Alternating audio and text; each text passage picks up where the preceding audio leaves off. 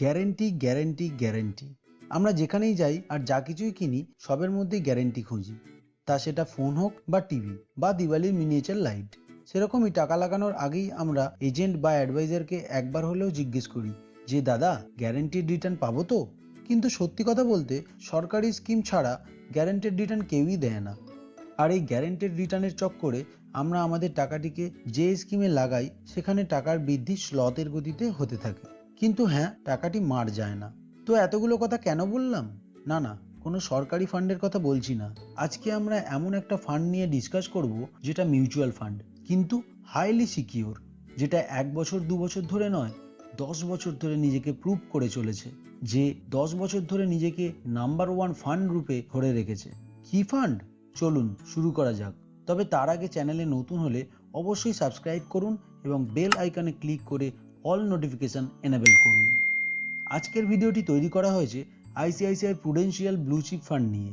এটি একটি large cap fund, অর্থাৎ স্টক মার্কেটের প্রায় সমস্ত বড় বড় কোম্পানির স্টক হোল্ডিং রয়েছে এই ফান্ডটির, যার কারণে ফান্ডটি হয়ে উঠেছে মানুষের কাছের ও বিশ্বাসের। কিন্তু কেন এই লার্জ ক্যাপ কোম্পানিগুলিকেই আমরা কেন বিশ্বাস করব? এর কারণ হলো মার্কেটে প্রতিষ্ঠিত ও বিশ্বস্ত যে কোনো কোম্পানিই চায় তাদের গুডউইলকে বজায় রাখতে। তাই তারা আর যাই করুক নিজেদের কাস্টমারকে কখনোই ঠকায় না, যার কারণে তাদের উপর সাধারণ মানুষের বিশ্বাস অটুট থাকে।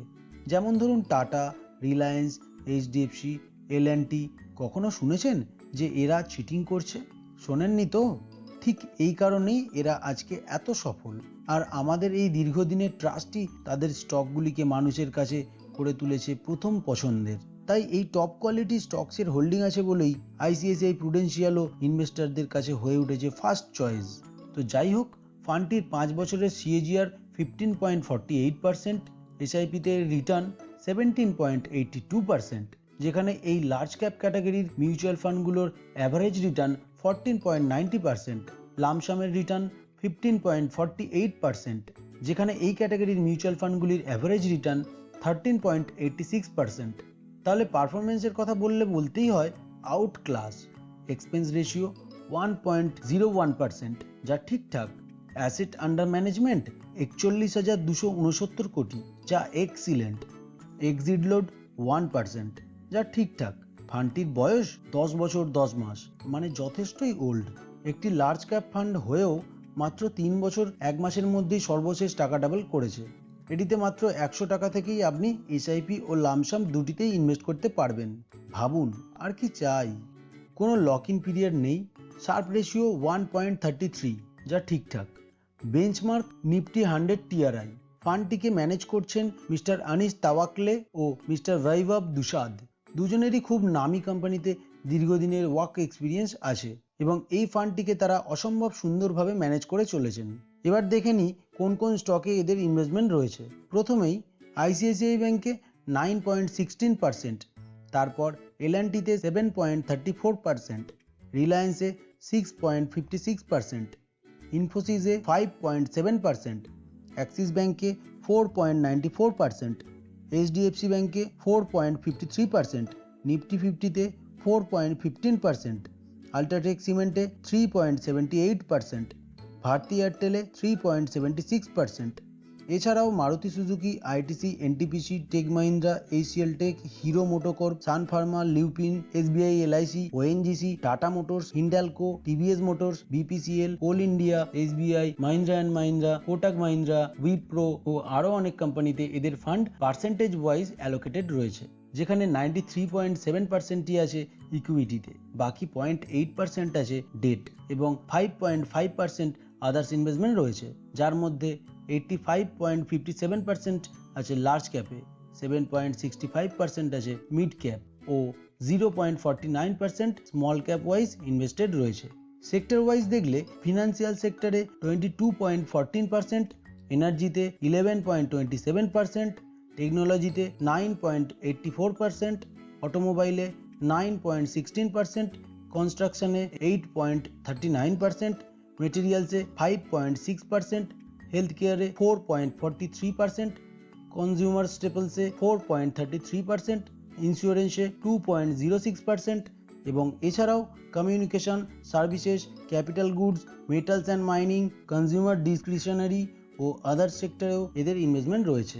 তো বুঝতেই পারছেন নিফটি 100-এর প্রায় সমস্ত স্টকই কম বেশি ইনভেস্টেড রয়েছে এই ফান্ডটিতে, এবং ফান্ড ম্যানেজার সঠিক সময়ে সঠিক সেক্টরে টাকাটিকে সঠিক পার্সেন্টেজে ম্যানেজ করে চলেছেন, যে কারণেই ফান্ডটি হয়ে উঠেছে আনবিটেবল এবং মার্কেটের অহেতুক ভোলাটিলিটিকেও সহজেই ডজ করে চলেছে এই ফান্ড। সাধারণ একটি কম্প্যারিজন যদি দেখাই তাহলে বুঝে যাবেন অন্যদের সাথে এই ফান্ডটির তফাৎ। তো চলুন দেখে নিই। ধরুন আপনি 1 লাখ টাকা 5 বছরের জন্য লামসামে ইনভেস্ট করবেন। এবার সেটা যদি ব্যাংক এফডিতে করেন তাহলে গড়ে 7% হারে রিটার্ন পাবেন 1,40,000 টাকা। আবার যদি গোল্ডে রাখেন সেক্ষেত্রে 12.84% হারে রিটার্ন পাবেন 1,83,000 টাকা। এবার যদি লার্জ ক্যাপ ক্যাটাগরিরই অন্য কোনো ফান্ডে রাখেন সেখানে রিটার্ন পাবেন 1,91,000 টাকা। কিন্তু এই ফান্ডে রাখলে আপনি পাচ্ছেন 2,05,000 টাকা।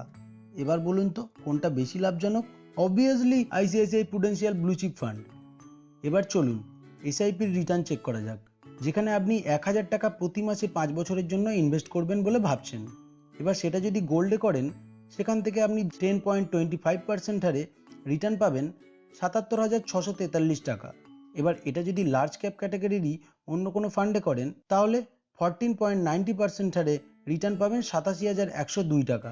কিন্তু আপনি ওই টাকাটিকেই যদি আইসিআইসিআই প্রুডেন্সিয়াল ব্লু চিপ ফান্ডে ইনভেস্ট করেন তাহলে রিটার্ন পাচ্ছেন 93,574 টাকা। এবার নিজেই ভাবুন এবং ঠিক করুন কোথায় রাখলে আপনার টাকার সঠিক গ্রোথ হতে পারে। আর হ্যাঁ, এটা ছিল 5 বছরের হিসাব, কিন্তু ওই 1,000 বা 1 লাখ টাকাটিকেই যখন আপনি 20 বছর বা তার বেশি সময়ের জন্য রাখবেন তখন কিন্তু আপনি কম্পাউন্ডিং এর বেনিফিট পাবেন এবং আপনার রিটার্ন গিয়ে ঠেকবে কোটিতে। এবার শেষে সেই একই কথা আমি বলবো, যত ভালোই কোম্পানি আর ফান্ড ম্যানেজার হোক না কেন নিজে রিসার্চ না করে কখনো ইনভেস্টমেন্ট করবেন না। আর মিউচুয়াল ফান্ড যত ভালোই হোক না কেন রিস্ক কিন্তু কম বেশি থেকেই যায়। তাই নিজের সম্পূর্ণ টাকা মিউচুয়াল ফান্ডে না রেখে অন্যান্য জায়গায় কম বেশি টাকা রাখুন এবং রিস্ককে ম্যানেজ করুন। আর এই পোর্টফোলিওকে ডাইভার্সিফাই করার জন্য আমাদের চ্যানেলে অনেক ভালো ভালো ভিডিও দেওয়া আছে, চাইলে গিয়ে দেখে আসতে পারেন। তো চলুন আজকের মতো এটুকুই, এরপর দেখা হচ্ছে নেক্সট ভিডিওতে। Till then stay tune, stay wealthy.